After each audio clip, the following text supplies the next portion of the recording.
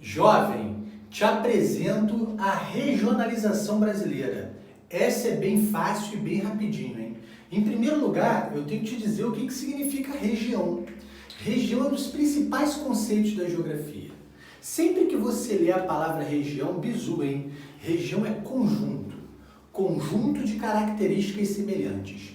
Se eu falo região montanhosa, é um conjunto de áreas que possuem montanhas. Região de grande criminalidade é um conjunto de áreas onde acontecem muitos crimes. Ou seja, então leu região vai lembrar de conjunto.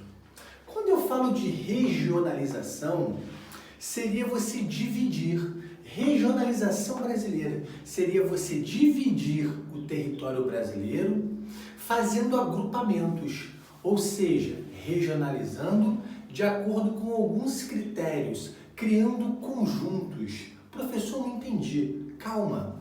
A regionalização oficial do território brasileiro, ela é do IBGE, do Instituto Brasileiro de Geografia e Estatística, que divide os estados brasileiros em 5 macro-regiões.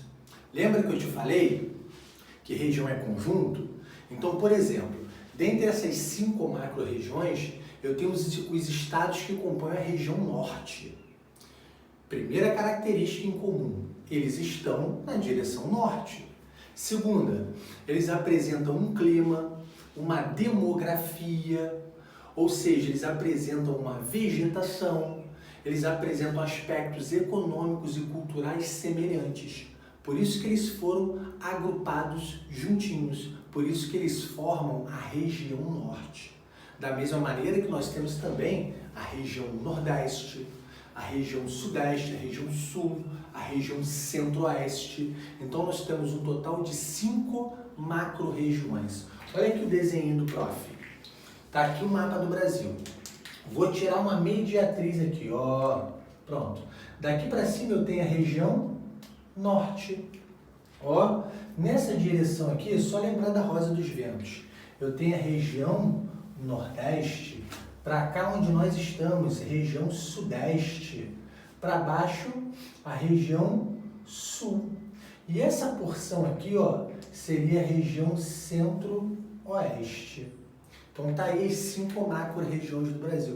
Lembrando, na região norte nós temos o destaque para a grande região amazônica, para as imensas bacias hidrográficas, principalmente a bacia hidrográfica do Rio Amazonas, para o extrativismo vegetal, ou seja, tudo aquilo que você pode extrair da floresta, para o extrativismo mineral, os grandes projetos de mineração, principalmente no estado do Pará, do Amapá.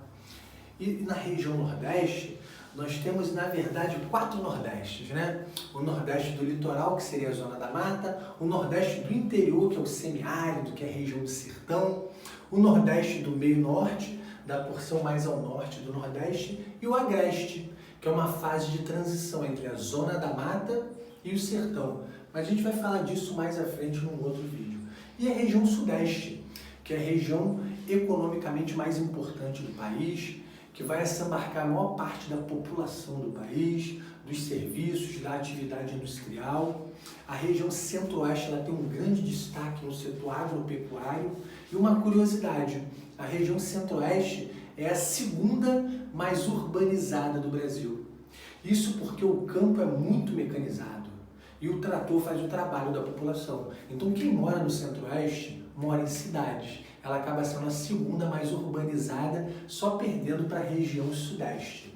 E por fim a nossa região sul, a região de colonização europeia mais recente, a região onde nós temos um espaço agrário marcado pelas pequenas e médias propriedades, uma região que apresenta um grande IDH e de clima mais frio, bem característica da colonização de alemães, italianos. Então está aí a nossa região sul.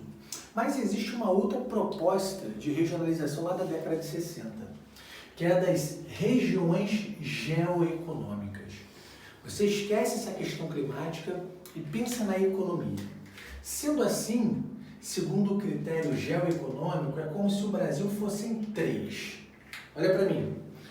O Brasil da região amazônica, que é entendido como uma região de uma expansão de fronteiras, onde existem muitas coisas que você ainda pode aproveitar, uma fronteira de recursos.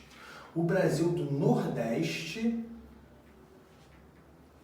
que é considerado uma região problema, devido à seca, à desigualdade social, ou seja, uma série de problemas econômicos, sociais, a concentração fundiária, a concentração de terras na mão de poucas.